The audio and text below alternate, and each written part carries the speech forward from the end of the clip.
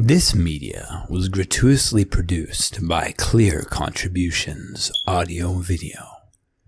The intellectual property contained within belongs to Dr. Barbara Van Kyken. Clear Contributions. Let's have clarity. I want to remind you that it's really helpful to label everything, even though you might kind of have a guess at the process and it feels like extra effort, but I think you're seeing that as we go along, it's going to become a lot of stuff to try and just go by rote memory. So the things that you're labeling as a reminder, of course, you know about the 6 labels that we have, and then for reactivity, so that's the incomplete valence shell, and then you have a strained ring as a possibility, and then the pi bond would also be something that's fairly reactive, not nearly so much as these other two. And then you've got the although this doesn't make a molecule particularly reactive, it might make it more likely to react, high concentration. Then you have your charges. And then the things that are not reactive are when you have 2 atoms attached that have only 1 or 2 shells each. The bond is too short, and so it's going to not want to break. And so, whoops, that's not what I wanted to do. Why don't I pay attention? I don't know. Okay, but now, those are things that make it react. Now you've got resources for stabilizing the carbocation that you also want to consider. So we didn't include this as part of a list before because all you were looking at really was primary, secondary, tertiary, the hyperconjugation. But now we're throwing in the non-bonded electron pairs, and in the next chapter we're going to be throwing in resonance. So the other thing that you want to label at this step are resources to stabilize the developing carbocation or carbon radical. And so one is the tertiary, secondary, primary deal.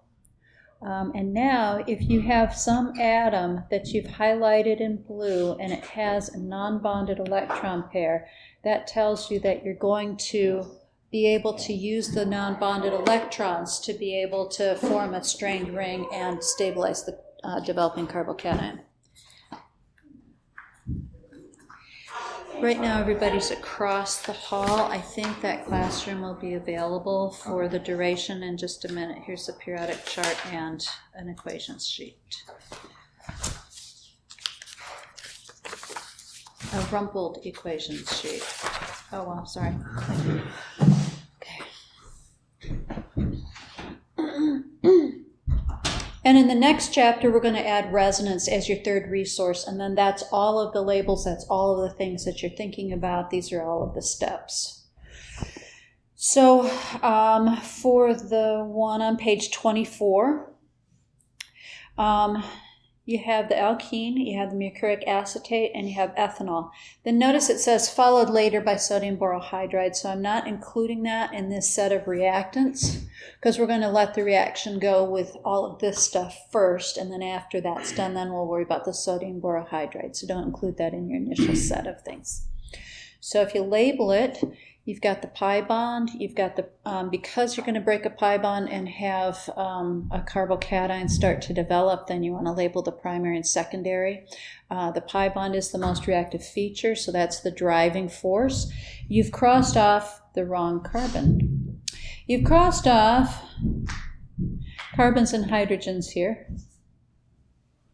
that can't react because they're attached to the oxygen. So those partial positives can't react with the pi bond. So the only partial positive that could react is the mercury. And you note that the mercury has non-bonded electron pairs. So that's what's telling you you'd have a strained ring. Are you okay with that, with selecting everything? All right, so then the next step, the pi bond breaks to go send electrons to the mercury. The mercury, though, can use the non-bonded electron pair to stabilize the developing carbocation. So it's going to go to the secondary carbon, because that's where the carbocation is most likely to start to develop. Are you okay with that? Does that make me a strained ring right now? That makes a strained ring. And then the OAC, one of the OACs is let go because you're going to drop one bond. Okay, now that's what your intermediate looks like. Because there isn't a carbocation, you can't shift anything. But you have a strained ring there, so you don't want to leave it because that's still highly reactive.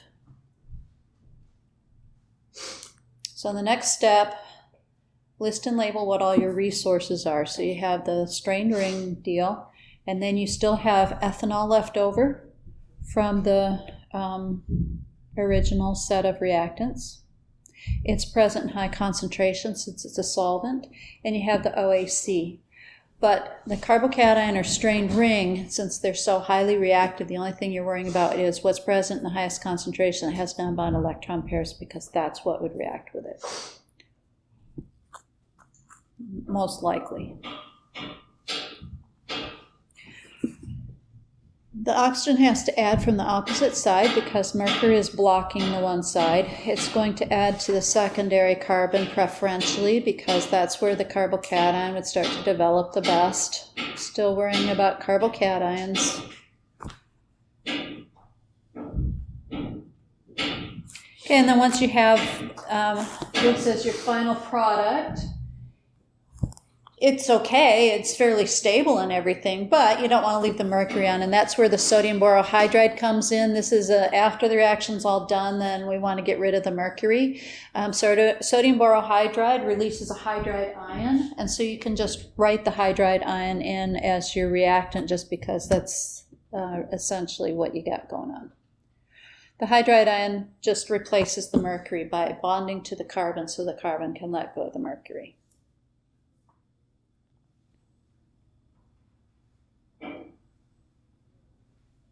There's one chirality center that was created, so that's R and S. You notice that there's another chirality center with the methyl group attached to it, but when you look back in the original directions, it said that was R.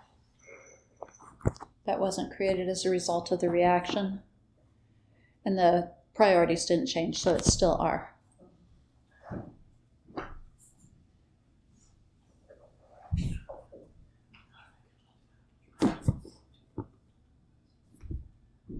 What questions do you have?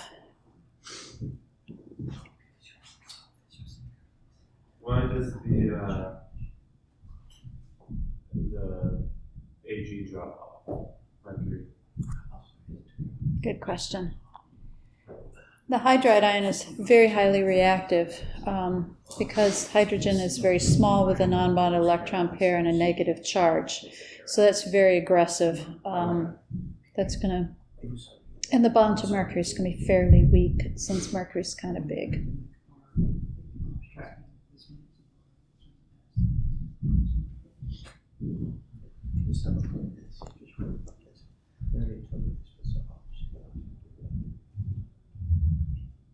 Any other questions? The hydrogen takes the place of this guy. Yep. Yeah. You put in sodium borohydride and all of a sudden a G falls off. What happened there? So if there was two chirality centers, wouldn't it be an anti? It would be an anti. It's still anti, no matter how many chirality centers you have, because that's a mechanism type. That's how the two things have to add. But if you had two chirality centers, then you'd have to do cis and erythro to figure out. Okay. Yeah. But that would be if the two chirality centers were created as a result of the reaction.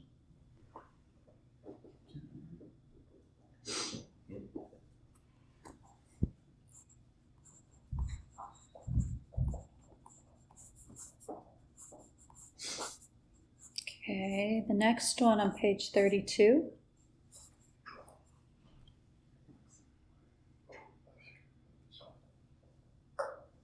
Once again, look at what your resources are and what you're working with. Okay, next vacation. The pi bond is still the driving force. The partial positives of the methanol still can't react because the bonds are too strong. So you're left with the bromine, the partial positive that's induced. Make sure that you note that whatever you've highlighted in blue that you're going to react, that it has non-bond electron pairs, because that tells you that it's going to form a strained ring.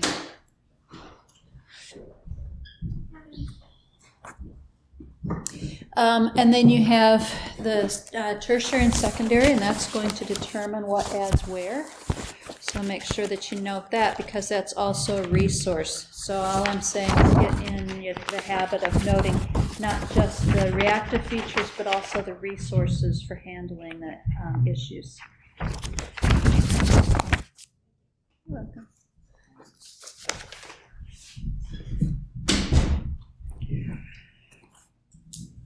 All right, so the pi bond's going to open up, so it's breaking away from the tertiary, and the bromine electron pair is going to then add on to that developing carbocation to stabilize it, and you end up with a strained ring.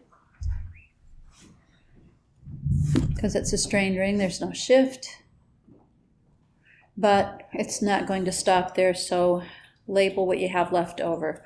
So you have the bromide that was released, the bromide ion. And then you also have the methanol. The only important feature there is what's present in the highest concentration, so that's the methanol. You also note that you have a tertiary and a secondary, so the tertiary is more likely to break the bond to the bromine atom. So that's where the methanol is going to add on preferentially. Because it's an anti-mechanism, then that means that the methanol is going to end up on the opposite side of the bromine. And with a ring, you can't rotate bonds. So if it added opposite, it stays opposite. So when you're looking at the stereochemistry, then you have the bromine opposite the methanol. The bromine could have added to either side in the first step, so it could be going down or up, and the methanol has to be whatever the opposite is. Those two molecules aren't superimposable, they're enantiomers, so you need to draw out both. Or describe it as the bromine and the methanol, or methoxy being opposites.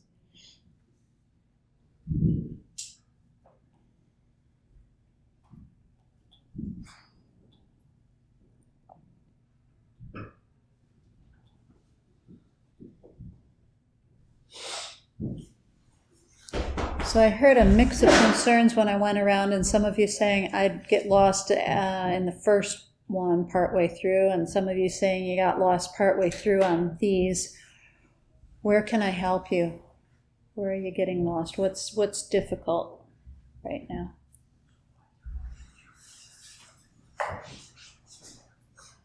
I don't understand the stereochemistry really at all. Okay. Part of it is you might have a hard time picturing things, so maybe what I'll do when you guys come back from Thanksgiving break is have you bring your molecular model kit. Some of these are hard to build, like the strained rings and stuff, but you might be able to maybe picture a little better why you're doing everything a certain way. So that's helpful to know.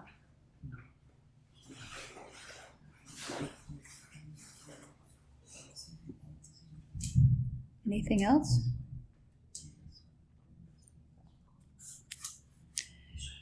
Okay, BH3. Boron has an incomplete valence shell. It's not as crazy reactive as a carbon with an incomplete valence shell, but that's still an issue. And the pi bond is a source of electrons for it. Those are the major labels you have going on, and then you also want to look at stabilization features for the reaction, the tertiary and primary. Secondary, tertiary and secondary.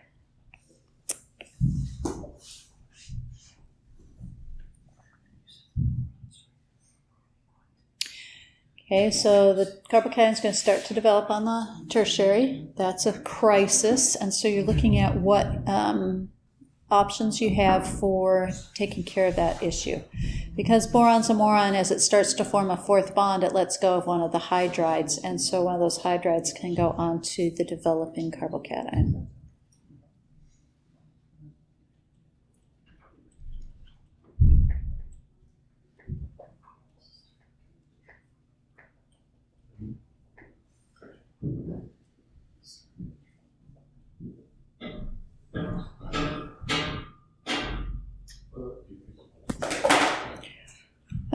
You're trying to decide if a shift occurs. There wasn't a carbocation, so no shift. Yes. It's going to go to the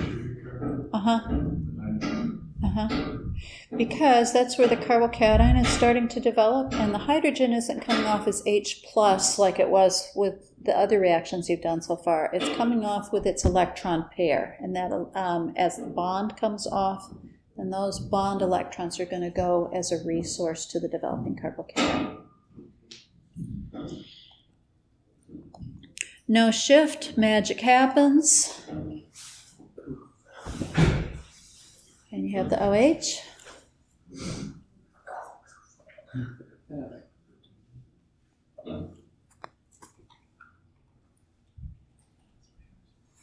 So no need to show how it happened because you don't have the arrows. Now at the end with the stereochemistry, you note that there's two chirality centers. If there's two chirality centers, the mechanism becomes important because that tells you whether you have, how many options you have. Oh, Durham 10 is open until 9:30, or 10, yeah.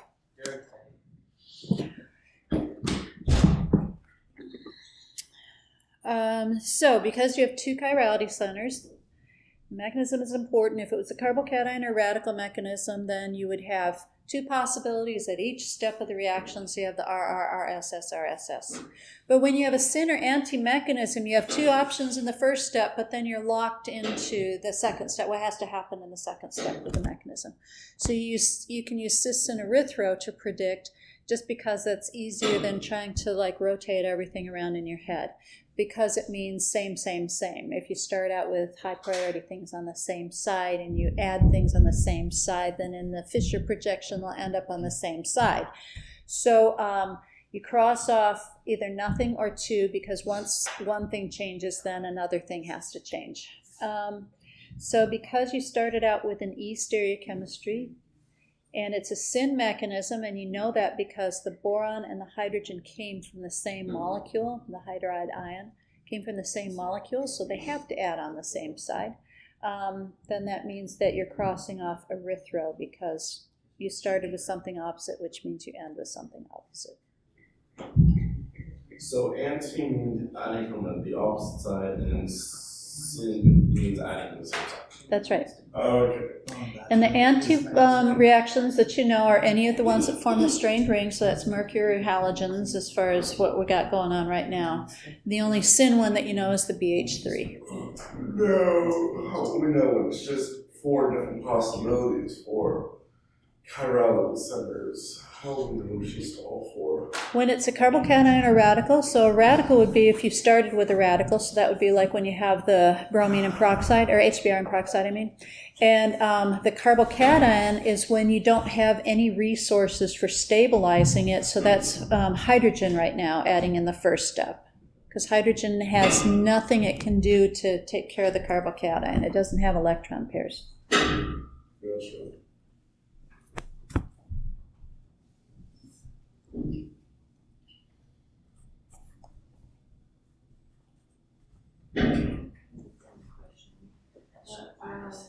In like the beginning of the question, it said later to add H2O2, OH, and H2O.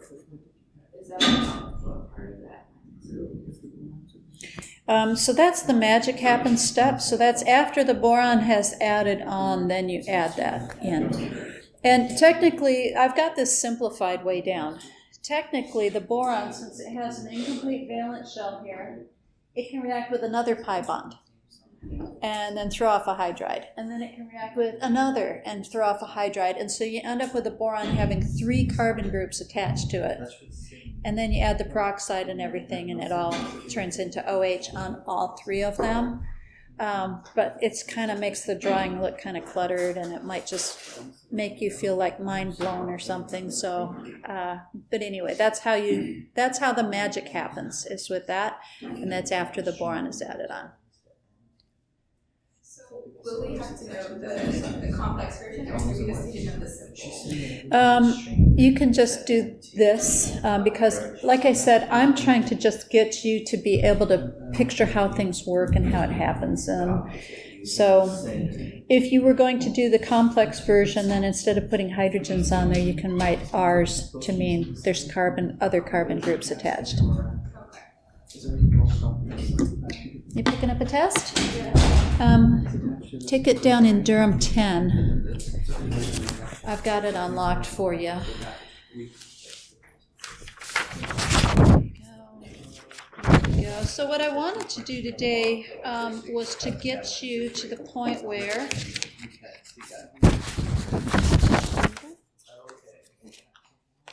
we've pretty much got chapter 7 finished out. And I realize that you're going to need a lot of practice with it when you come back. But when you come back, then I want to just be able to go through chapter 8 and then just practice for most of the last 2 weeks to try and make you, give you time so you don't feel like everything's jammed in. So the stuff that we have to finish out today isn't too terrible. It's just if you're reacting an alkyne, how would that be any different as far as stereochemistry or anything like that? It's all the same reactions, so it won't be a horrible amount to add in. But I guess before I get back to talking about that, this is like all the chapters so far summarized, all the mechanism chapters, reaction chapters summarized. If you create a carbocation, you've got electron deficiency. So you're just looking at what electron resources do you have there to help take care of the instability until you get a fourth bond formed. So one thing you can do is overlap a bond with the empty orbital here. So that's the 3-2-1 hyperconjugation. If you've added something that has non-bond electron pair, you can share that and form a strained ring. That gets electrons to it. If you have an atom attached to the carbocation that has non-bond electron pairs, so you can share that with it. Or the hydride from sodium borohydride.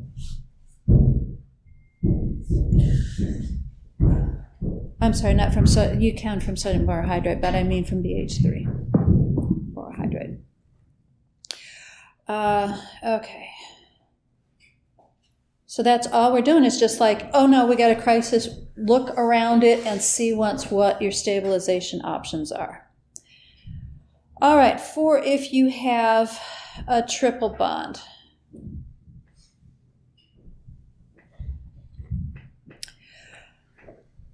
You still have pi bonds, and so they could still react, the same as if you had a double bond there of an alkene. But with an alkyne, there are 2 pi bonds. So one thing that makes it a little bit different is it could potentially react twice. You could react the 1 pi bond and form a product, but then you got another pi bond, and so that could also react. One way that you can tell what I want you to do as far as the reaction goes is if I put 2 equivalents of whatever it's reacting with, or I say excess of, then I mean keep reacting. And if I just put that there's 1 equivalence, then just react at one time with 1 pi bond.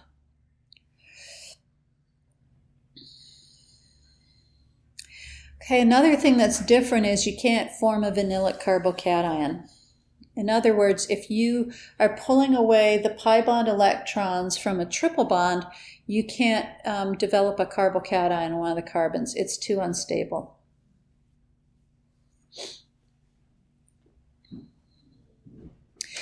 So that could be an issue if you're reacting it with hydrogen in the first step. And so there is a little tricky thing that I'll show you that they think happens to try and kind of skirt around that issue. And then lastly, it's harder to react a triple bond than it is a double bond. One of the reasons is that the bond angles, when you have a linear molecule, is 180 degrees. So it's harder to get it to form a strained ring, for instance, than it would be with the bond angles of 120.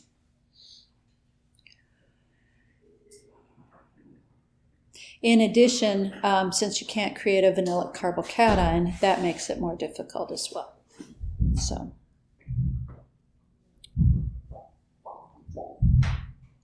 So therefore, the general order for carbocation and radical stability, now we're going to add to it. Tertiary is better than secondary, which is better than primary, which is better than methyl, and vinyl is right out. So the primary, methyl, and vinyl are all things that aren't really going to happen. All you're ever looking at is tertiary and secondary. So what the take-home message here is, if you're starting out with a triple bond, I don't want to see a carbocation as a result for an intermediate. Okay, what it means is, what if you're reacting with hydrogen? Then it forms what's called a pi complex, and I've decided that it's better for you to show the graphic that I created for the textbook than to try and draw it. And I don't know that the graphic in the textbook is that fantastic, but it's my stab at it. Where is it? Right here. Yeah, oh, and it opened right to it. So the idea is that you form what's called a pi bond complex. And so you still have the pi bond, you haven't broken it, and you're just going to associate it with the hydrogen that you're going to react it with. That's the complex part of it. It's not going to open up and form a carbocation because you can't form a vanillic carbocation. The theory behind that is a vanillic carbon is sp hybridized. Vanillic carbocation is sp hybridized, whereas the carbocations you've been working with before are sp2 hybridized. Because vanillic carbocation has less p orbital character, it's a smaller orbital, and so you've got electron deficiency closer to a positively charged nucleus, and that's why it doesn't want to work out that way. So anyway, the hydrogen just kind of associates with it, and as a result, it's going to kind of attract the electrons towards it and kind of deform it, but it doesn't have enough power to actually break the bond. But as a result of it pulling the electrons towards it, you're creating some electron deficiency on the carbons. And so the other part of the molecule that adds on is more likely to add on. And when it does, then you can break the bond to the hydrogen. So you don't ever really have a carbocation. The reason why they think that it works this way is because you always have the hydrogen adding opposite from whatever else, like the halogen, that would add on. When you have a double bond as the product, it doesn't allow rotation, so if the two were added from opposite sides, they stay on opposite sides of each other. So anyway, that's the pi bond complex that you form instead of having a carbocation. Pi bond complex is where the hydrogen interacts with the pi bond and deforms the electron cloud, but doesn't actually create a carbocation. That's not what I wanted.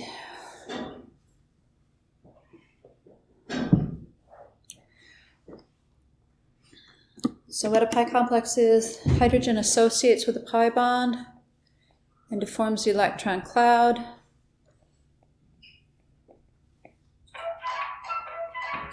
Sorry. Translate that, Spencer. What's that mean?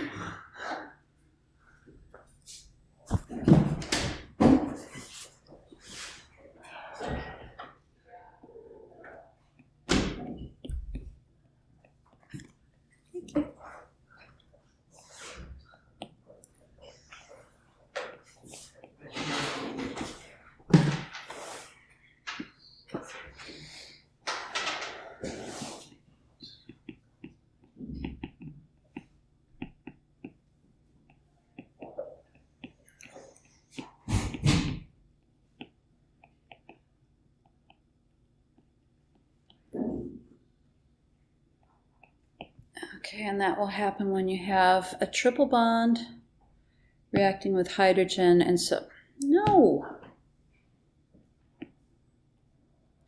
Triple bond reacting with hydrogen, and so you can't form a carbocation.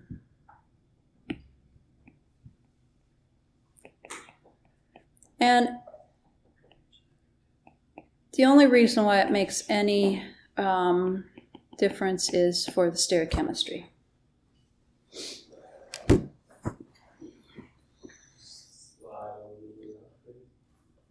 Sure.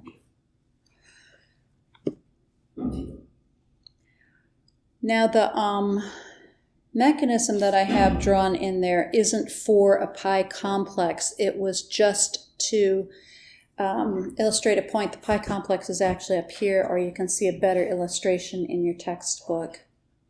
I was just using this space to show you that if you have something that could stabilize the carbocation, developing carbocation, so it doesn't have to form, like if you had a strained ring, then that still is going to happen the same way as it would have before. It's going to be harder for it to happen because the bond angles aren't right for it, but it's going to just be the same kind of thing as before. So it's just hydrogen that's an issue. It's really different. Okay, as I said, the stereochemistry is if you add things from opposite sides, they're going to stay on opposite sides in the product. If it's a syn addition, it'll stay on the same side. That doesn't necessarily mean that you're ending up with an E configuration every time, because E and Z are dependent on the atomic numbers of everything, but usually it will be. But to be safe, draw it with them on opposite sides and then decide if it's E or Z. Okay? That's the rest of the chapter. So I just want to take a few minutes just to work some problems with you. Can you go back up just a little bit for 2 seconds? Sure. That was 2.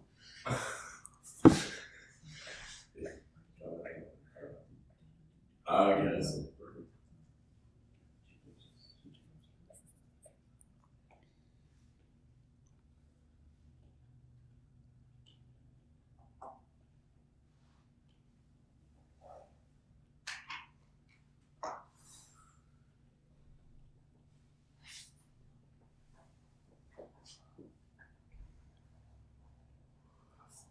I'm sorry, this is so scribbly. I was showing the afternoon class while I was talking and everything, and it's just kind of a little bit of a jumbly mess.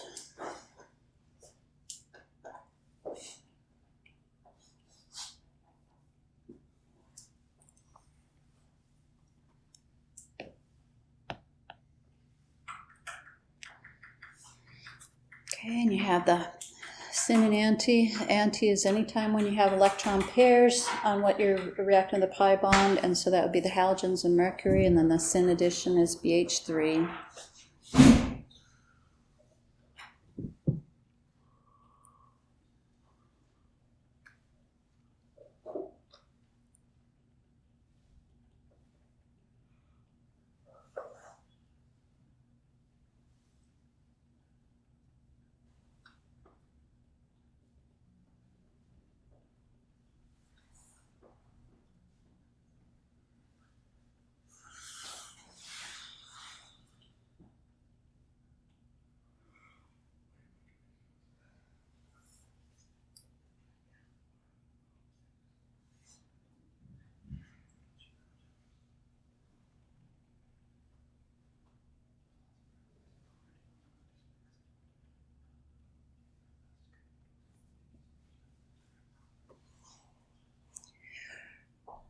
You missed me going through the homework, but you've been here for most of the new material.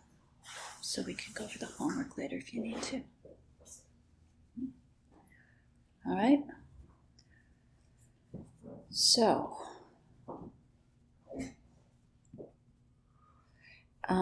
you see that problems 4 and 5 are with an alkyne, so I wanted to go over those with you. Step by step, starting on page 26.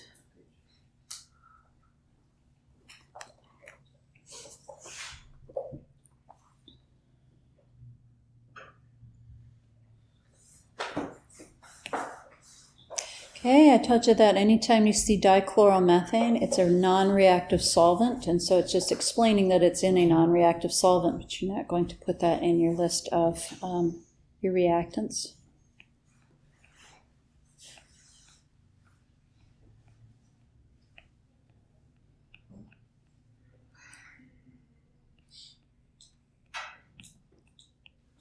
Your resources are the triple bond of the alkyne,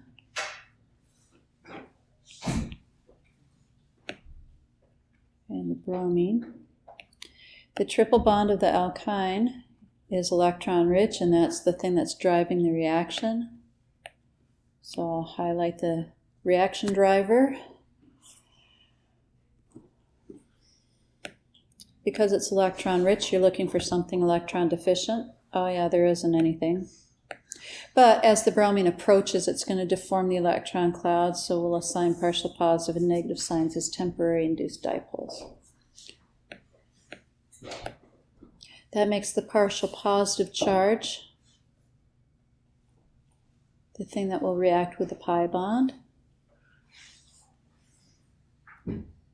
And because I've highlighted that in blue, I'm looking for any resources that could be used to stabilize the developing carbocation, and you do have the non-bonded electron pair there.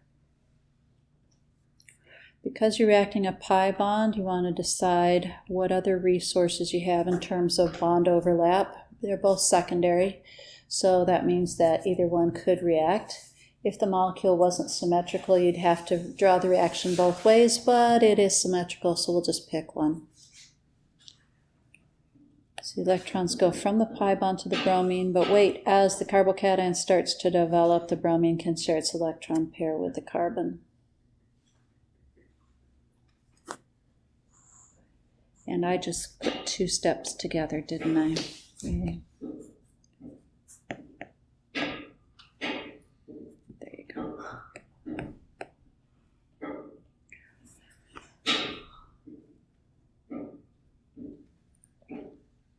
But I like how you can copy, so you don't have to keep writing the same thing all the way down the page.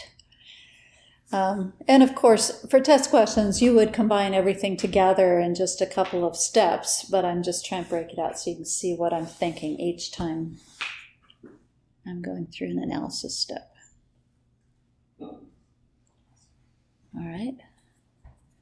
So now you've used up one of the pi bonds to make the strained ring, so now instead of having 3 bonds, you have 2 with the bromine. And you've also let go of a bromide ion in the previous step. Sorry about that one. Okay, so step 3, decide if you have a possibility for a shift. No shift because you don't have a carbocation there.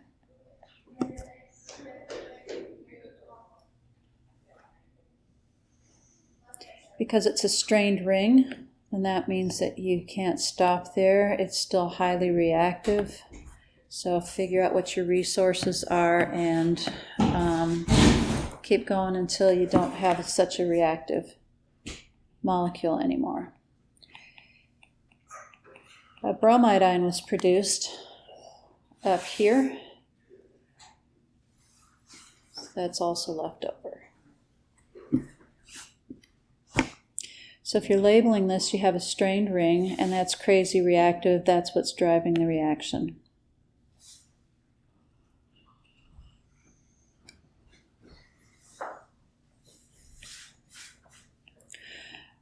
The bromine atom is more electronegative, so the carbons have partial positive charges on them. That's what you want to react with to let go of the bromine, because the bromine also has a positive formal charge, which means it wants to let go of one of the bonds.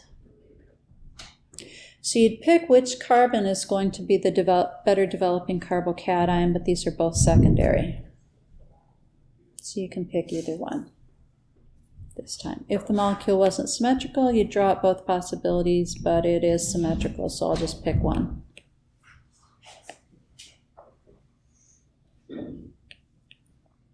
So you're looking for the thing that's present in the highest concentration.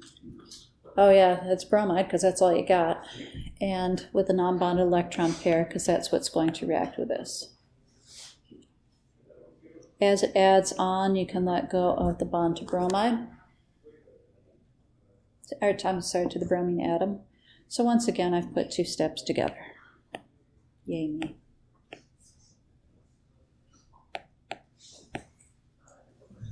So when the bromine emits that be partially negative, that would be technically correct to say? Which bromine? That one? The other one. The one That one. attached. It's actually got a positive formal charge, and then is partially negative from electronegativity differences. So you got two things you're looking at there, bonds and electronegativity. All right, so as far as the stereochemistry goes,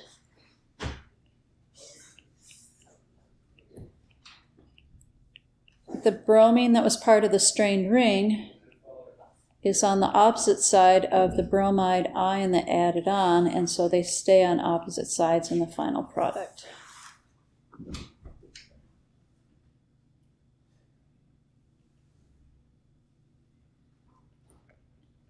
It's 20 after, they can wait for a minute.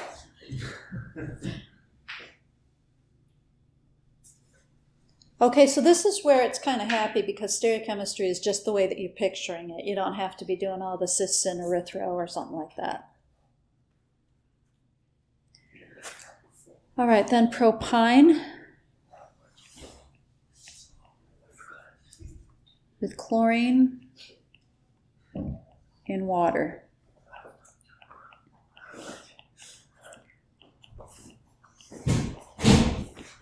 I had a question, the last one. We don't, that's just how it ends? Yep. Like we leave the pi bond? Yep. If I said two equivalences of the bromine, then you keep going and react it again. Yep. So that's how you can tell the difference. Equivalence? Yeah. If you have twice as much of the bromine as you have of the pi bond. Okay.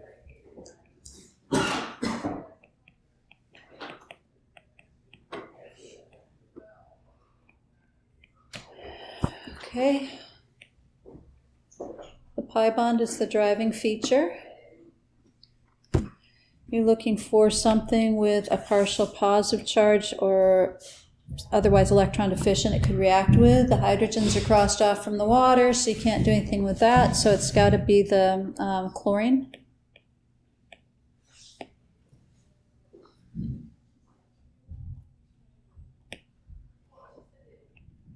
So stabilization feature you notice is that the chlorine has non-bonded electron pairs.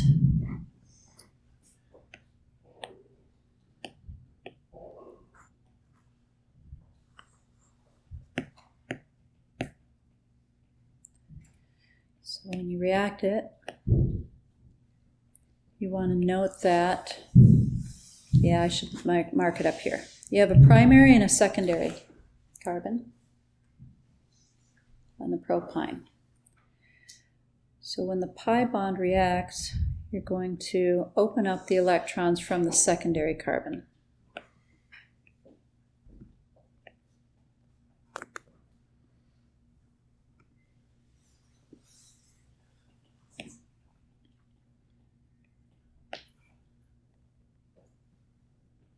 Adds to the chlorine. Chlorine shares electrons with the developing carbocation.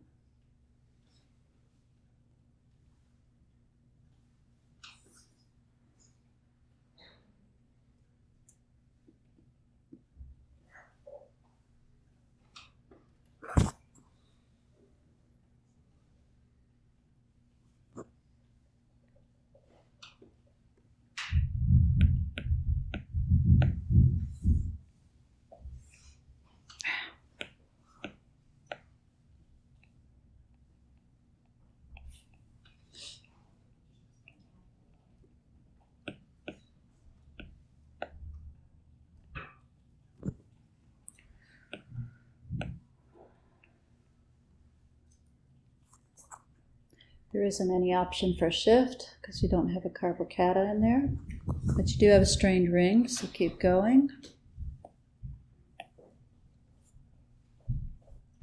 Really, just stay there, just stay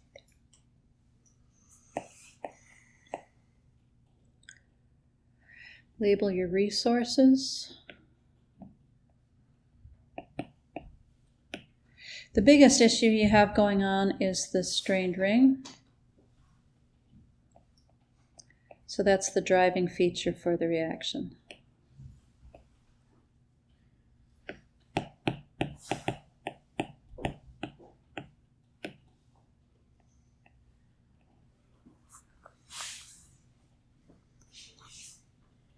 Because it's a strained ring, you're looking for something with a non-bond electron pair, present in the highest concentration, so that's the oxygen. So it's important to know that you want to react it with a secondary carbon, since that's the most likely to let go of the bond.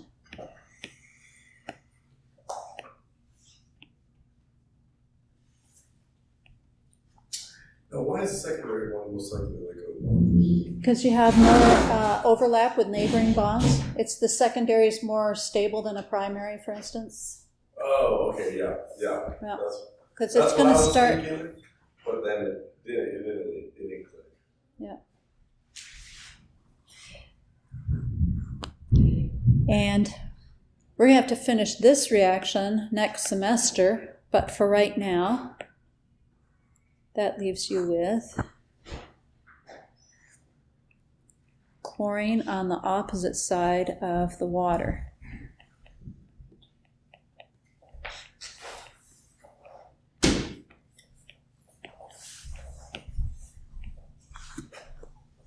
Okay? I have a question. What would it finish? Would it create another strained ring with another chlorine? And then have a water come in again? Yeah, no, it's not going to be quite that. We're going to have to do resonance, and we're going to be shifting the bonds from the double bond over to the oxygen.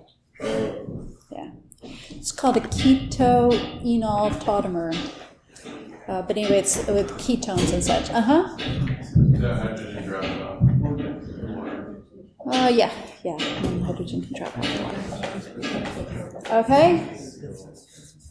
All right, enjoy your Thanksgiving break. I'm not going to give you any homework because you're not going to do it. And a break is a break, right? I don't think that that's right to give you homework when you have a break. I'll just work extra hard when you come back because I know you will have forgotten everything.